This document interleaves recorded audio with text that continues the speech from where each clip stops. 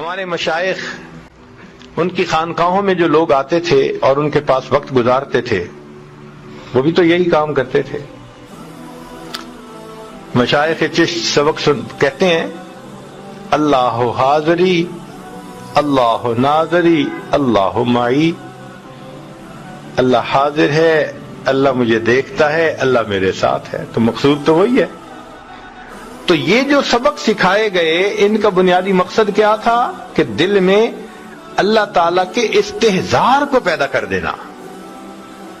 جب یہ استحضار پیدا ہو گیا پھر انسان گناہ نہیں کر سکتا، پھر گناہوں سے جان چھوٹ جاتی ہے، پھر گناہ کی طرف آنکھ اٹھا کے بھی نہیں دیکھتا انسان. ایسے اس کے دل کی کیفیت ہو جاتی ہے. چنانچہ ایک بزرگ تھے تو ان کے پاس ایک نوجوان آئے اور انہوں نے دوسرے دن ہی ان کو خلافت دے دی. بہاؤدین زکریہ ملتانی رحمت اللہ علیہ ہمارے قریب میں ایک بزرگ گزرے ہیں، بہت بڑے بزرگوں میں سے. تو جب ان کو خلافت مل گئی تو باقی جو وہاں پرانے رہنے والے لوگ تھے ان کو عجیب لگا. تو ان میں سے ایک دو نے حضرت سے بات کہی کہ حضرت ہمیں تو اتنے سال گزر گئے یہاں آئے ہوئے، ہم پر تو یہ رحمت کی نظر نہ اٹھی، اور وہ تو 2 دن پہلے آیا اور اس کے اوپر اتنی مہربانی. حضرت ہم بھی تو پڑے ہیں راہوں میں. جب اس نے یہ بات کی تو شیخ نے کہا کہ اچھا میں تمہیں اس کا جواب کسی وقت سمجھاؤں گا. اب 2-4 دن گزر گئے تو کرنے والے بھی بات بھول گئے تھے. اللہ کی شان کے مہمان آ گئے اور ان کے لیے مرغی ذبح ہونی تھی، چند مرغیاں. تو حضرت نے وہ معترضین جو تھے نا ان کو بلایا اور ان کو مرغی بھی دی اور ان کو چھری بھی دی، اور اس بندے کو بھی دی مرغی اور چھری.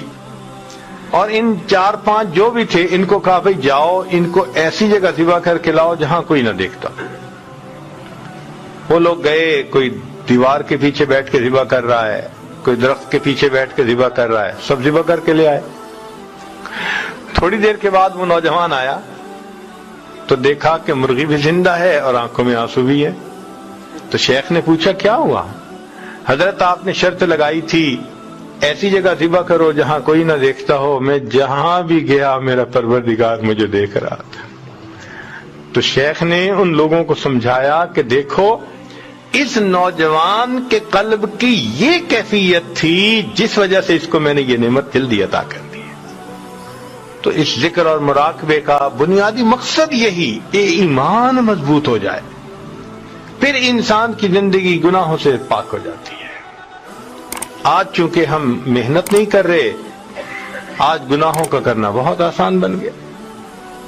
اب آپ یہ نہ سوچئے کہ یہ ایمان مل گیا تو بس انسان عورت سے متعلقہ گناہ سے بچ جائے گا. نہیں، سارے قیامت کے دن جواب دہ ہونا پڑے گا. انسان پھر کوئی ایسا کام نہیں کرتا.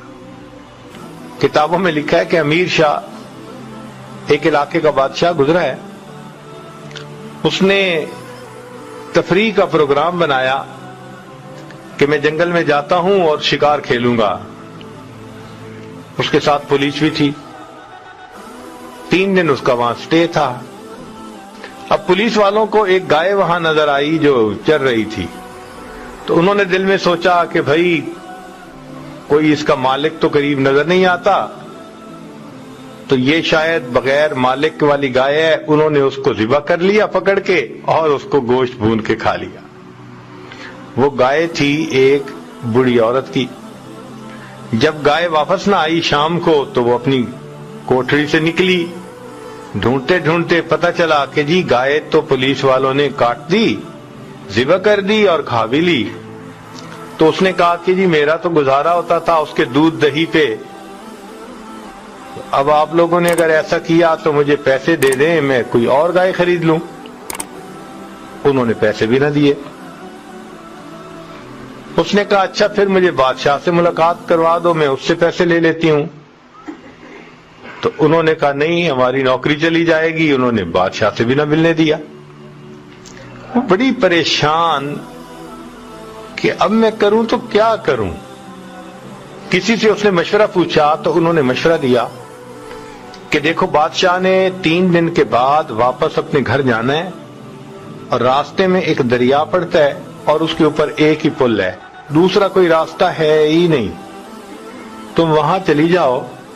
جب بادشاہ کی سواری پل سے گزرنے لگے تو تم کھڑی ہو جانا اور بادشاہ کو روک کر اپنی بات کر دینا, بادشاہ تمہیں گائے کی قیمت دے دے گا. وہ بڑھیا وہاں پہنچ گئی. اب تیسرے دن جب امیر شاہ اس جگہ پر آیا,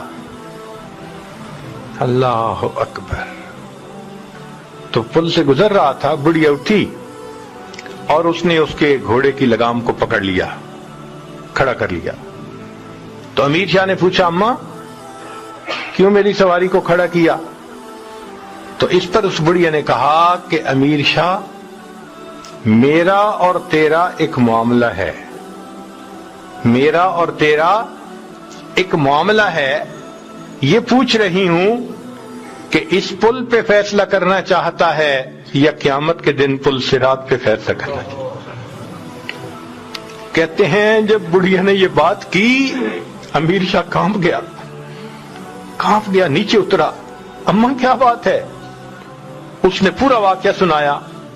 امیر شاہ نے 7 گایوں کی قیمت دی اور دیکھے کہا اماں اسی پل پہ معاف کر دینا, پل صراط پہ میں جواب دینے کے قابل نہیں. تو جس بندے کے دل میں یہ ایمان مضبوط ہوگا وہ کیوں دھوکہ دے گا کسی کو؟ تو اس ایمان کی مضبوطی کا اثر پوری زندگی میں آتا ہے, کسی ایک چیز میں نہیں آتا, ہر کام میں یہی کیفیت ہوتی ہے اس کی. اهدنا الصراط المستقیم, ہم کو سیدھے رستے چلا